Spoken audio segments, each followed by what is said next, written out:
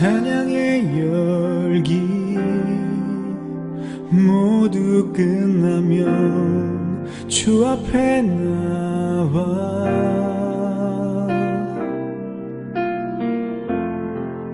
더욱 진실한 예배 드리네. 주님을 향한 노래, 이상의 노래, 내 맘 깊은 곳에 주께서 원하신 것, 화려한 음악보다 끝없는 열정보다 중심을 원하시죠. 주님께 드릴 마음의 예배, 주님을 위한, 주님을 향한 노래, 중심 잃은 예배 내려놓고 이제 나 돌아와 주님만 예배해요.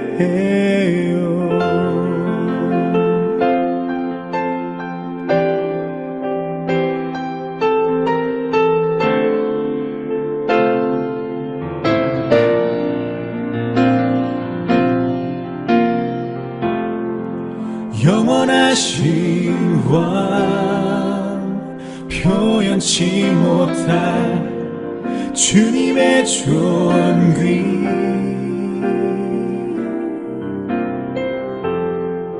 가난할 때도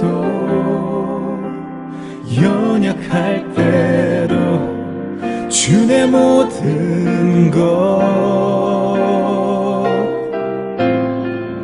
노래, 이상의 노래, 내 맘 깊은 곳에 주께서 원하신 것,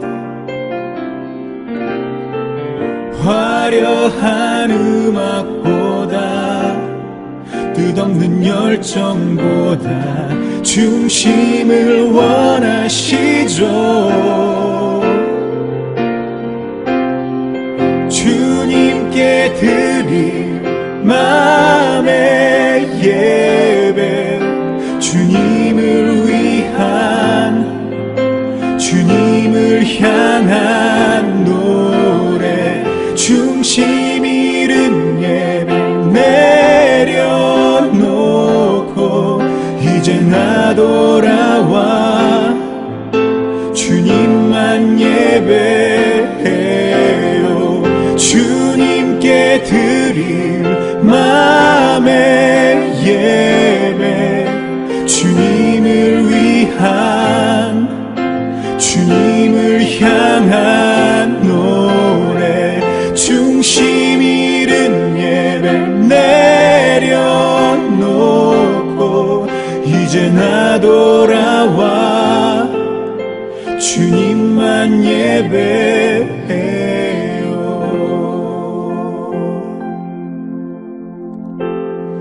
찬양의 열기 모두 끝나면 주 앞에 나와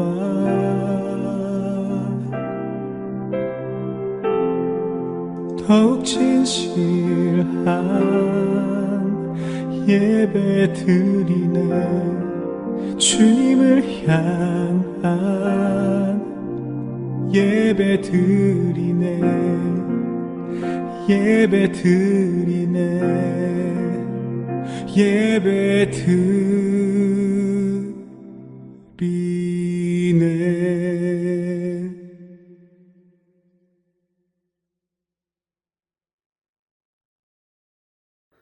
오늘 우리에게 주신 하나님의 말씀은 로마서 10장 13절에서 15절까지의 말씀입니다.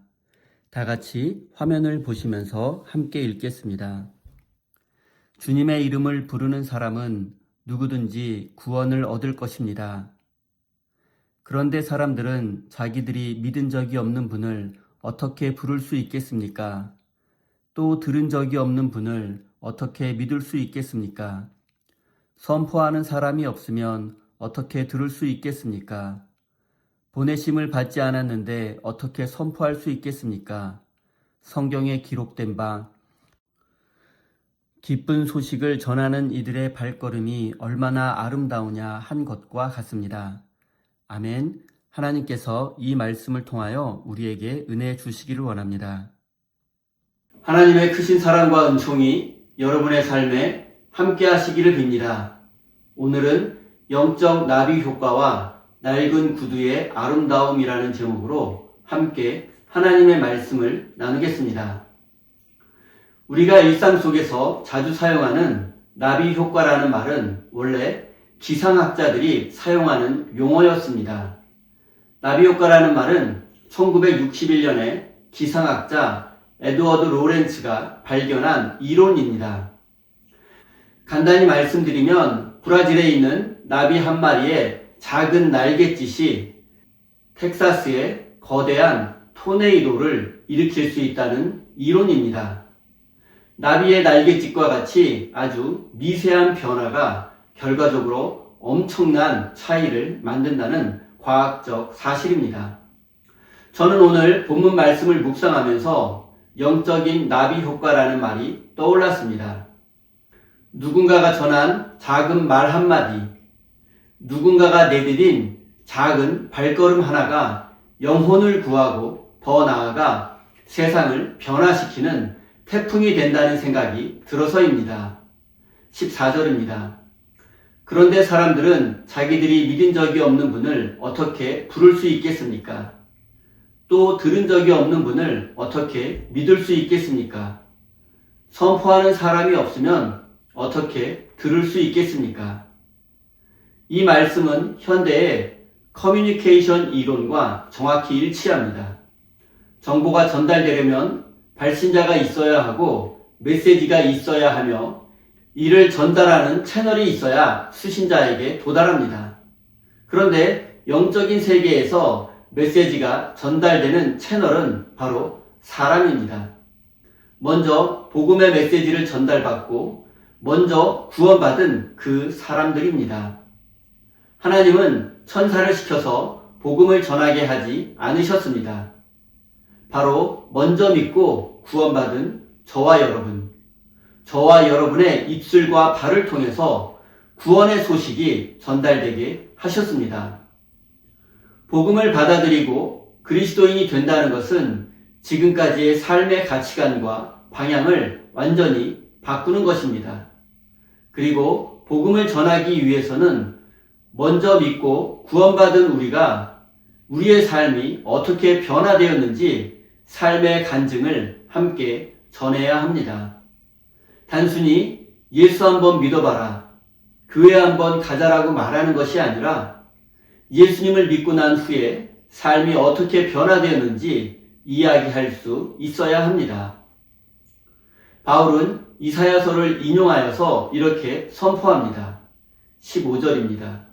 기록된 바 기쁜 소식을 전하는 이들의 발걸음이 얼마나 아름다우냐 한 것과 같습니다. 여기서 아름답다고 말하는 것은 가늘고 매끈한 다리를 말하는 것이 아닙니다. 저는 복음을 전하는 이들의 발걸음이 아름답다는 말씀을 묵상할 때마다 빈센트 반 고흐의 그림 구두 한 켤레가 떠오르곤 합니다. 그림 속 구두는 낡고 헤어졌습니다. 훅투성이에 찌그러져 있습니다.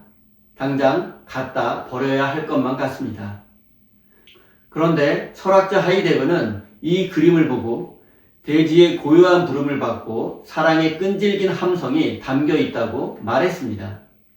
세상적으로 보면 너무나 더럽고 낡아서 더 이상 신을 수 없고 쓰레기통에나 있을 법한 신발이지만 그 신발이 땀 흘려 일하며 생명을 일구어냈기에 숭고하고 아름답다는 뜻입니다. 복음을 전하는 사람의 발도 이와 같습니다. 거절당하고 무시당하고 때로는 흙투성이가 되지만 그 발걸음 속에 생명을 살리는 하나님의 능력이 담겨 있기에 하나님이 보시기에 가장 아름다운 발이 되는 것입니다. 사랑하는 성도 여러분, 더럽고 낡아서 더 이상 신을 수 없는 신발이 아름다운 이유는 무엇입니까? 그것은 그 신발의 주인이 성실하게 또 열심히 삶을 살아냈기 때문입니다. 낡은 신발이 그 증거입니다. 그런데 지금 여러분의 신발은 어떻습니까? 너무 깨끗하고 새 것 같아서 아름다워 보이지 않습니까? 이런 신발이 우리 눈에 아름다워 보일 수는 있지만 하나님께서 아름답게 여기시는 신발은 낡고 헤어진 신발이라는 사실을 잊지 마십시오. 사랑하는 성도 여러분, 복음을 전하고 하나님의 말씀을 실천하느라 우리의 신발이 낡고 헤어질 때 하나님은 비로소 우리의 삶을 아름답다고 인정해 주실 것입니다. 12절 앞부분과 13절입니다. 유대 사람이나 그리스 사람이나 차별이 없습니다. 주님의 이름을 부르는 사람은 누구든지 구원을 얻을 것입니다. 이 말씀 속에서 누구든지라는 단어는 헬라어로 파스이며 문자적으로는 모든 사람을 뜻합니다. 하지만 모든 사람에게 차별이 없고 모든 사람이 구원받을 것이라는 말씀은 당시 사회에서는 혁명적인 선언이었습니다. 사도 바울이 선교하던 당시인 로마 제국 시대에는 철저한 계급 사회였습니다. 자유인과 노예, 유대인과 이방인, 그리고 남자와 여자, 또 귀족과 평민 사이에는 넘을 수 없는 거대한 장벽이 있었습니다. 사람을 사람으로 보지 않고 신분과 자격으로만 사람을 평가하고 판단했기 때문입니다. 하지만 예수 그리스도의 복음은 이 모든 장벽을 무너뜨립니다. 이것은 마치 햇빛의 보편성과 같습니다. 하나님은 악인과 선인에게 골고루 해를 비추시며 의로운 자와 불의한 자 모두에게 비를 내려주십니다. 햇빛은 당신은 부자니까 더 비춰줄게, 또 당신은 가난하니까 빛을 비추어 주지 않을 거야 라고 사람을 차별하지 않습니다. 그리고 복음도 이 햇빛과 같습니다. 하나님의 구원은 모든 사람에게 차별이 없고 동일합니다. 사랑하는 성도 여러분, 오늘날 우리 사회는 어떻습니까? 겉으로는 평등을 말하지만 여전히 보이지 않는 수많은 차별의 벽이 존재합니다. 정치적 이념에 따라, 경제적 차이에 따라, 학력에 따라 이런 사회적 조건들로 사람을 나누고 구분하고 또 은근히 차별합니다. 그리고 오늘날 자본주의 세상은 돈과 성공을 가진 사람을 환영합니다. 하지만 교회는 달라야 합니다. 하나님의 나라는 일종의 유니버셜 디자인입니다. 나이가 많든 적든, 장애가 있든 없든, 남자이든 여자이든 관계없이 누구나 편리하게 이용할 수 있도록 설계된 건물처럼 하나님의 구원은 그 어떤 조건도 묻지 않고 모두에게 활짝 열려 있습니다. 12절 후반부를 보십시오.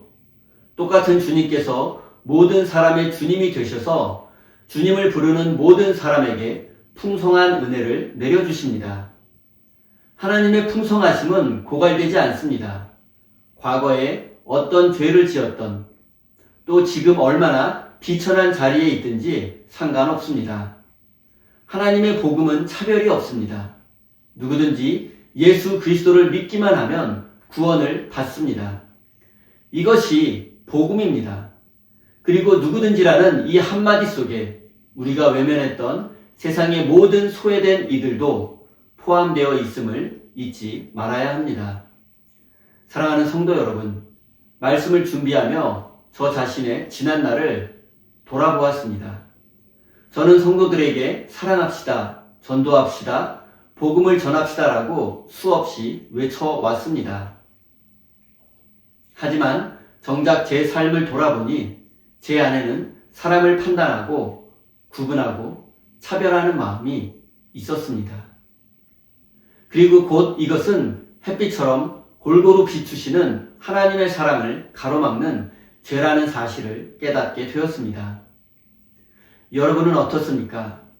혹시 우리도 전도한다고 하면서 내 마음에 드는 사람만 골라서 복음을 전하고 있지는 않습니까? 나와 정치적 견해가 다른 사람, 나와 경제적 수준이 다른 사람, 그리고 나와 성격과 성향이 다른 사람에게는 복음의 기회조차 주지 않으려고 했던 적이 있지 않습니까?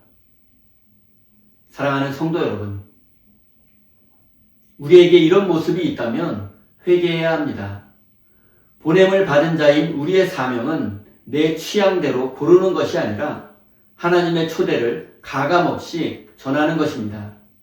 그러기 위해서 우리 안에 있는 마음의 법을 먼저 허물어야 합니다.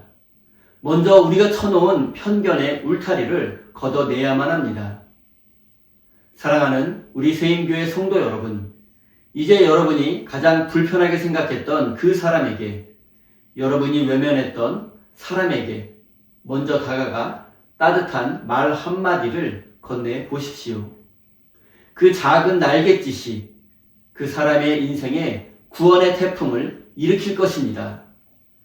투박하고 흙 묻은 우리의 발이 차별 없는 사랑을 전하는 아름다운 발이 되기를 예수님의 이름으로 축원드립니다. 우리 다 함께 주신 말씀 가슴에 새기며 기도의 자리로 나아가겠습니다.